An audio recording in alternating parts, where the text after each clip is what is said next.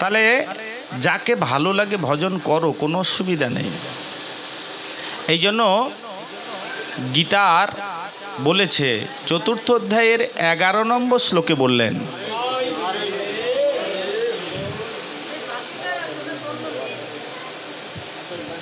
দেখি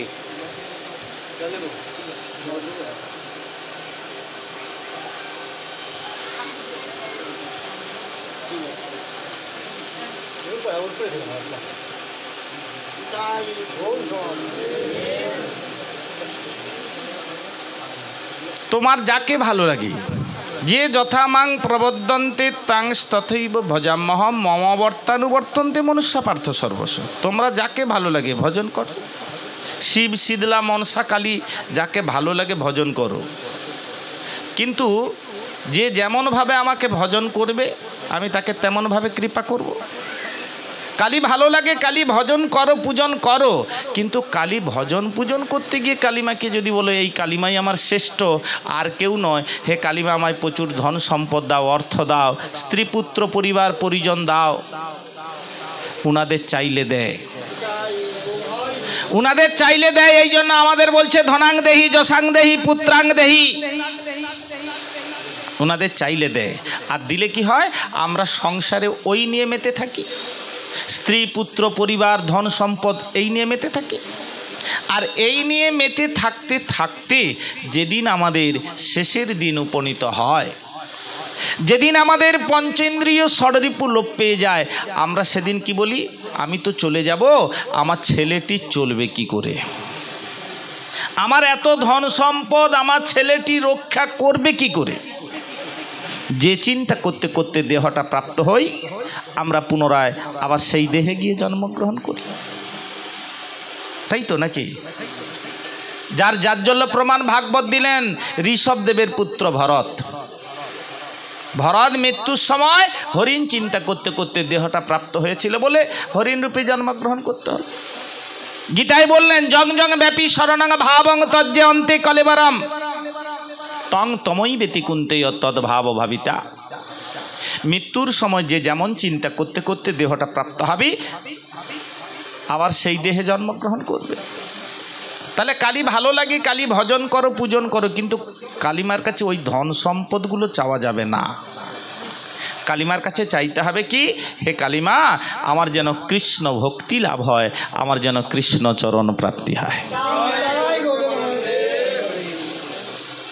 তাহলে কি পাবে? মোক্ষ, মোক্ষটা পাবে। মোক্ষটা কোথায় আছে? ভগবানের কাছে। এই জন্য গীতায় আবার বললেন অষ্টাদশ অধ্যায়ের 66 নম্বর শ্লোকে বললেন সর্বধর্মান পরিত্যজ্য মাম একং শরণং ব্রজ অহং স্তাং সর্ব পাপেভ্যো মোক্ষাস্যামি মা শুচি। সর্বধর্ম পরিত্যাগ করে মামেকং আমাকে এই ব্রজেশ্বরকে যে যতক্ষণ না স্মরণ করবে তার কোনো উদ্ধার নেই। এর জন্যই আমাদের গোড়ায় জল, একটি গাছের গোড়ায় জল দিলে যেমন গাছের ডালপালা শাখা প্রশাখা পাতা সমস্ত পেয়ে যায়, আলাদা করে কি আমাদের ডালে দিতে হয়, পাতায় দিতে হয়? তাই আমাদের ভগবান কৃষ্ণচন্দ্র হচ্ছে স্বতন্ত্র ঈশ্বর। স্বতন্ত্র মানে স্বাধীন, তার উপরে আর কেউ নেই। আর যত দেবদেবতা আছে সব পরতন্ত্র, তার অধীন। তাই ভগবান কৃষ্ণের স্মরণ মনন পূজন অর্চন কীর্তন করলে আর অন্য কোনো দেবদেবতার করার প্রয়োজন নাই। নিতাই গৌর হরি। এরপরে বললেন সংযম। সংযমী না হলেও কোনোদিন গোবিন্দ পাওয়া যাবে না। সংযমটাকে 4 ভাগে ভাগ করা হয়েছে, আহার নিদ্রা ভয় মৈথুন। সংযমের প্রথম ধাপ রাখলেন আহার। আহারটাকে আমাদের সংযমে রাখতে হবে। ও সব খাবো সব করব ভগবান পাবো, হবে না। আহারটাকে আমাদের শুদ্ধিকরণ করতে হবে, পরিমিত করতে হবে। পরিমিতটা কি? যার যতটা প্রয়োজন একটু কম রাখতে হবে। কম রাখলে কি হবে? শরীরটা ভালো থাকবে। শরীরটা ভালো থাকলে মনটা ভালো থাকবে। যেদিন শরীর ভালো থাকে না মন ভালো থাকে। তাহলে শরীর ভালো থাকলে মন ভালো থাকবে, মন ভালো থাকলে ভজনটা ভালো হবে, আর ভজনটা ভালো হলে গোবিন্দের কাছে যাওয়ার পথটা সুগম হবে। নিতাই গৌর হরি। নিদ্রা, অতিরিক্ত ঘুম হলেও ভগবান পাওয়া যাবে না। এরপরে বলছে ভয়, ভয় থাকলেও ভগবান পাওয়া যাবে না। ভয় থাকবে কেন? আমাদের আত্মা কটি? দুটি। কি কি? জীবাত্মা, পরমাত্মা। আমরা যাহা কিছু তৃপ্ত সাধন করছি কার উদ্দেশ্যে? সকলে জীবাত্মা এই দেহটা নিয়ে মেতে আছি।